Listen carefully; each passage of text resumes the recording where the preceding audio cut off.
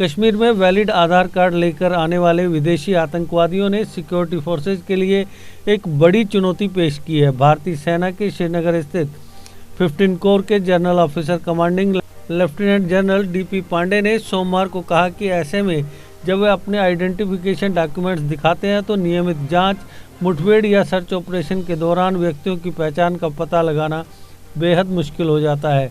उन्होंने कहा ये चुनौतियां हैं क्योंकि यदि कोई व्यक्ति या विदेशी आतंकवादी आधार कार्ड रखता है तो उसकी वास्तविक पहचान का पता लगाना एक कठिन काम होता है।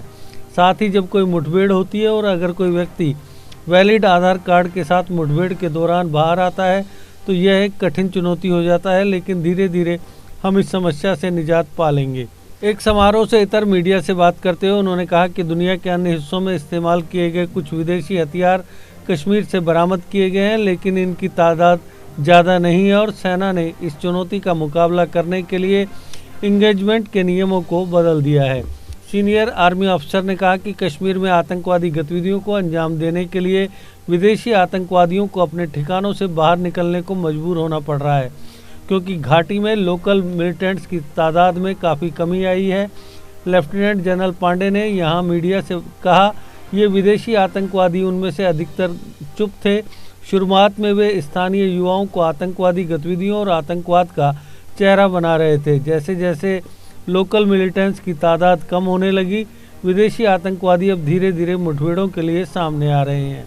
जीओसी ने कहा कि विदेशी आतंकवादी कश्मीरी लोगों या गैर स्थानीय लोगों के खिलाफ हमले करने और आतंकवादी गतिविधियों को अंजाम देने के लिए अपने अपने गुप्त ठिकानों से बाहर आने को मजबूर हैं। इसलिए जब वे बाहर आने लगते हैं तो अब उनका पर्दाफाश हो जाता है और सिक्योरिटी फोर्सेज से उनका सामना हो रहा है। अमेरिकी सेना द्वारा इस्तेमाल किए गए कुछ इक्विपमेंट्स के घाटी में पहुंचने की खबरों के बारे में उन्होंने कहा कि यह एक चुनौती है लेकिन बहुत बड़ी नहीं है।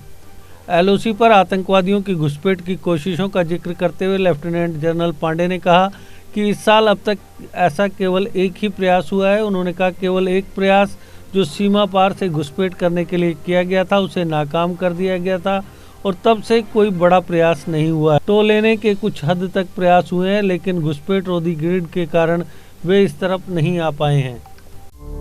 जीके अपडेट रहे हमारे साथ। अगर आप ये वीडियो YouTube पर देख रहे हैं तो हमारे YouTube चैनल को सब्सक्राइब करें और बेल आइकन को क्लिक करें। अगर आप ये वीडियो Facebook पर देख रहे हैं तो हमारा Facebook पेज लाइक जरूर करें।